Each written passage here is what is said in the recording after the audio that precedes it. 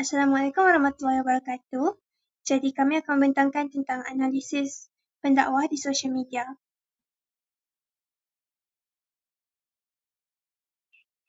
Jadi ahli kumpulan kami terdiri daripada 4 orang, iaitu saya sendiri, Aisyah Nafisah binti Zahriman, Nur Kamarina, Nur Halimatul Sa'diah dan Siti Nur Syahada.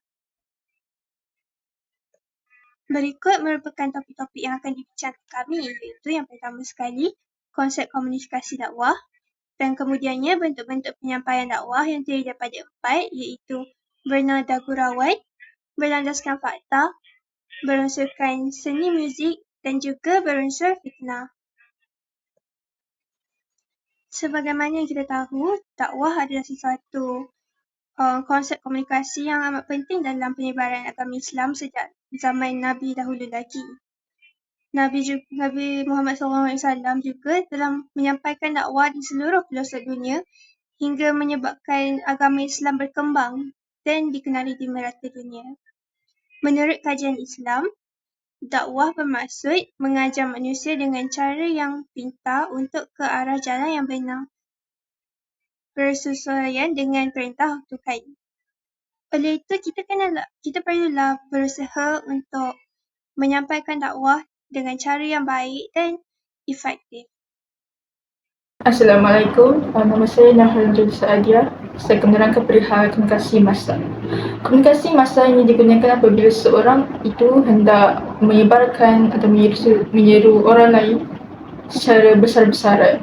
Usaha dakwah ini dilakukan oleh seorang pendakwah, dan dakwah ialah usaha untuk menyeru, mengajak orang ramai ke agama Islam dengan menarik perhatian mereka dan mengikut petunjuknya serta menegakkan syariahnya. Ini adalah definisi dakwah. Komunikasi seorang pendakwah itu amat penting dalam menyeru dan menyebarkan dakwah kepada khalayak ramai supaya mereka berjaya meyakinkan seorang itu untuk mengikut ajaran agama Islam. Ini kerana komunikasi massa sesuai dalam komunikasi seorang pendakwah kepada khalayak ramai. Kerana komunikasi massa ini mempunyai maklumat yang berskala besar, di mana penerima maklumatnya itu ramai dan tidak terhad. Terdapat pelbagai jenis komunikasi massa di dunia ini. Saya akan membentangkan 3 jenis komunikasi massa, iaitu teori hypodermic, cultivation theory dan juga perspektif Islam, iaitu hiwar. Pertama sekali, teori hypodermic ini berlaku apabila seseorang pendakwah itu berpengaruh kuat. Ini kerana pengaruhnya ini boleh menyebabkan audiens pendakwah itu menjadi kagum dengan cara penyebarannya. Ini kerana ia menjadikan audiens itu kagum dengan cara penyebarannya sehinggakan mereka yakin dengan apa-apa yang disebut oleh pendakwah tersebut. Kedua ialah teori cultivation theory. Teori ini lebih tumpu kepada alat komunikasi, di mana alat komunikasi yang digunakan oleh teori ini ialah televisyen. Televisyen digunakan pada masa kini untuk membuatkan sasaran seorang pendakwah itu besar. Contohnya ceramah di TV9, TV3. Apabila mereka melakukan siaran langsung di masjid ke televisi-televisi, ia menarik perhatian orang. Dan terakhir sekali ialah hiwar. Hiwar ialah komunikasi antara dua pihak atau lebih dalam menghilangkan rasa kuas-kuasan.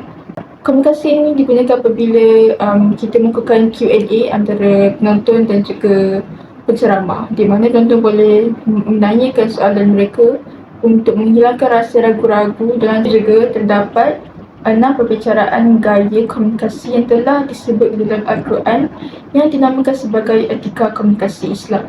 Pertama sekali, kawalan sadidan ialah perbicaraan yang benar. Dari segi material, pendakwah perlu menggunakan material yang sahih dan fakta yang benar supaya mereka tidak cangkah daripada syariat agama Islam. Kedua ialah kawalan balighah, iaitu pembicaraan yang tepat dan jelas. Pendakwah perlu menggunakan kata-kata yang efektif dan tidak berbelit-belit supaya pendengar dapat mesej yang hendak disampaikan itu dengan senang. Ketiga, qaula ma'rufah yang telah disebut dalam Al-Quran iaitu pembicaraan yang baik dan santun. Ini amatlah penting sehingga apabila Nabi Muhammad SAW bermasa muka dengan sahabat handainya, Allah berfirman dalam surah Ali Imran supaya Nabi Rasulullah berkata-kata lembut dengan rakannya.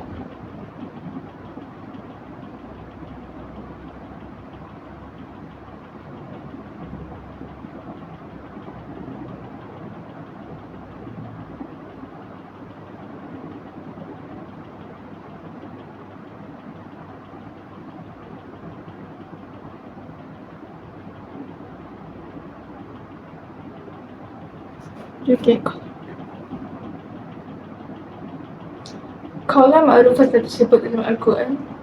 Ketiga, qaula ma'rufah telah disebut dalam Al-Quran ialah dengan percakapan yang baik dan santun. Bukan itu sahaja, qaula ma'rufah juga dapat mengambil hati seseorang dengan menarik pandangan mereka ke agama Islam. Keempat, qaula karimah, di mana perkataan yang mulia dan penuh rasa hormat. Dalam agama Islam, kita perlulah menghormati orang yang lebih tua daripada kita. Jadi apabila seorang pendakwah itu ingin memberikan dakwah kepada orang yang golongan berumur, mereka hendaklah menggunakan kata-kata yang hormat untuk merujuk kepada penonton mereka. Kelima, qaulan layyina, di mana perbicaraan ini dapat menyentuh hati audiens. Untuk pengetahuan, penyentuhan emosi ini termasuk dalam bahasa persuasif.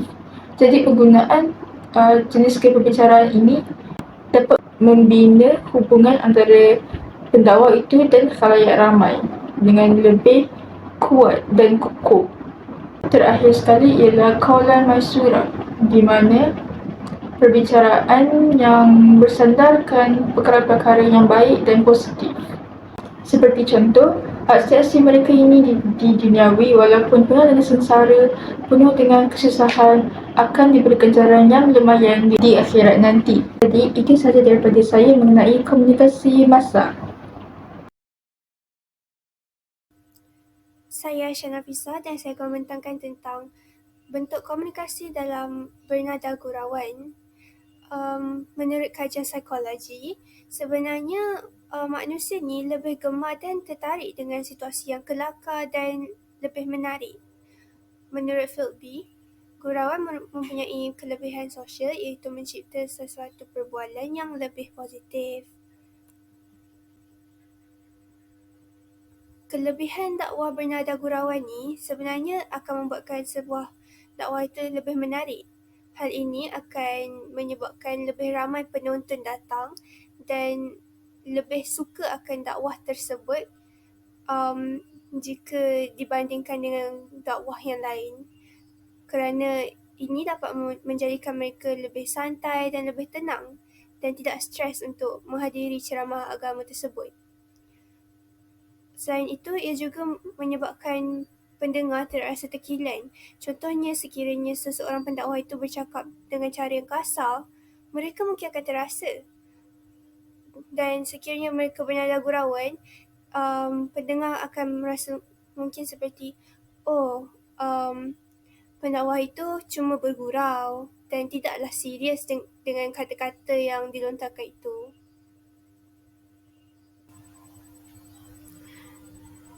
Selain itu, bentuk komunikasi dakwah kita yang kedua adalah berlandaskan fakta. Sebagai umat Islam, seperti yang kita tahu, kita perlu merujuk kepada Al-Quran dan Al-Hadis untuk setiap perlakuan kita sebagai seorang umat Islam.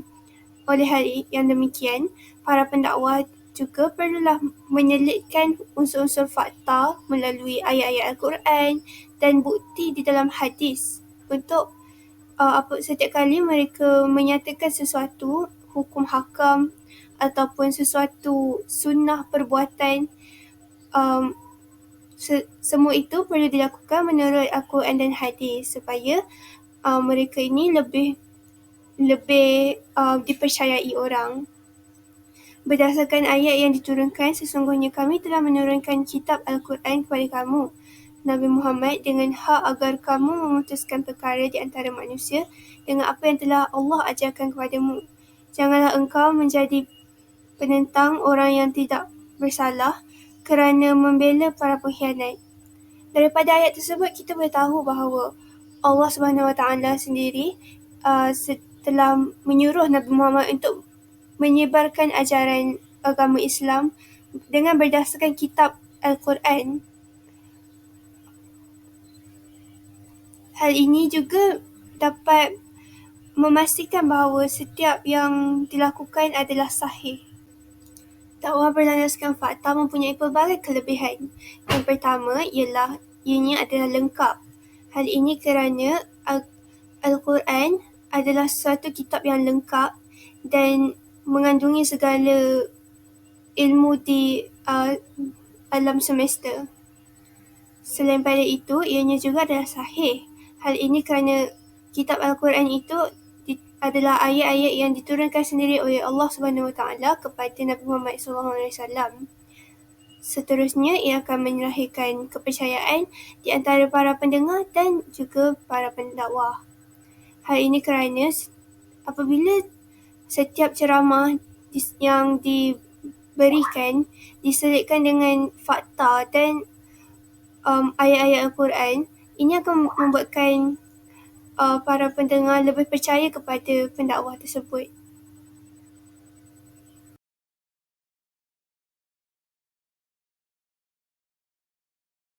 Dakwah berunsurkan muzik. Islam sama sekali tidak melarang umatnya untuk berhibur dan mendapatkan ketenangan melalui muzik. Malah, ianya menjadi salah satu platform untuk menyebarkan dakwah pada masa kini. Hal ini demikian kerana sifat manusia itu sendiri yang suka kepada hiburan. Terdapat juga dalil Rasulullah terhadap cara kita untuk berhibur.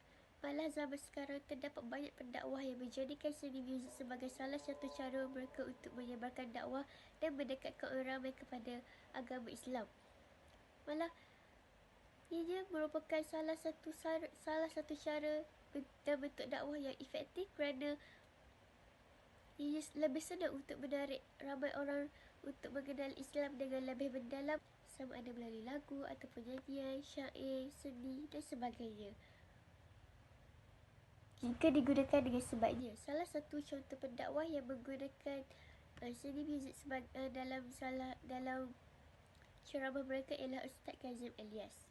Demi demikian, pendakwah hendaklah sentiasa berhati-hati dan lebih cakna serta peka terhadap apa yang ingin mereka sampaikan melalui hiburan seni muzik. Terutama ketika menyampaikan dakwah, ianya hendaklah berpandukan kepada syariat yang telah ditetapkan Islam dan tidak lari jauh dari hukum tuntutan syarak yang dituntut oleh Islam. Rasulullah juga sentiasa mengingatkan kita supaya tidak leka dan berhibur dan sentiasalah menggunakan hiburan secara berpada-pada. Yang terakhir, dakwah berunsurkan fitnah. Terdapat juga sesetengah pendakwah kini yang menggunakan platform dakwah untuk menyebarkan fitnah serta untuk mendapatkan perhatian dengan cara yang lebih mudah dan pantas dengan menyebarkan fitnah terhadap sesetengah individu yang mereka tidak sukai. Namun bagaimanapun, fitnah merupakan salah satu perbuatan yang keji yang dicela dalam Islam. Firman Allah SWT dalam surah Al-Hujurat yang bermaksud, "Wahai orang-orang yang beriman, jika datang kepada kamu seorang fasik membawa suatu berita, maka selidikilah kebenarannya, supaya kamu tidak menimpakan sesuatu kaum dengan perkara yang tidak diingini dengan sebab kejahilan kamu mengenainya, sehingga menjadikan kamu menyesali apa yang telah kamu lakukan." Maka benarlah di sini Rasulullah juga pernah bersabda yang mengatakan bahawa fitnah itu sesuatu yang membakar hati dan pemusnah iman, dan dengannya akan ternyala siapa yang benar dan siapa yang dusta, membuktikan bahawa fitnah ini merupakan suatu perbuatan yang amat keji. Malah hanya demikian, terdapat juga sesetengah individu ataupun segelintir pendakwah yang masih yang tanpa segan silu dan masih mempraktikkan unsur-unsur fitnah dalam ceramah mereka tanpa unsur periksa. Ini juga tidak hanya akan memecah belahkan masyarakat, malah akan turut menjatuhkan maruah seseorang. Contoh yang terdekat pernah berlaku di Malaysia kini, seorang pendakwa iaitu seorang Ustaz Muhammad Dusuki menimbulkan fitnah terhadap seorang menteri, dan itu merupakan suatu perbuatan yang tidak patut dicontohi, terutama apabila beliau merupakan salah seorang pendakwa yang pengaruhnya sangat besar dalam kalangan masyarakat. Oleh itu, pendekatan-pendekatan seperti mempunyai nada gurauan dan berunsurkan seni muzik dalam penyampaian dakwah dapat menarik minat umat Islam di berbagai peringkat umur untuk mendengar dakwah. Perkara ini dapat menambah dan memperkukuhkan ilmu agama mereka. Selain itu, dakwah yang berlandaskan fakta dapat menambah keyakinan kepada para pendengar dan dapat menggalakkan mereka untuk mencegah kemungkaran. Di samping itu, dakwah yang berunsur fitnah dapat menambah unsur negatif dalam diri umat Islam. Oleh yang demikian, setiap pendakwa perlulah cakna dan bijak dalam memilih pendekatan yang bersesuaian agar kandungan dakwah relevan dan mengikut syarak.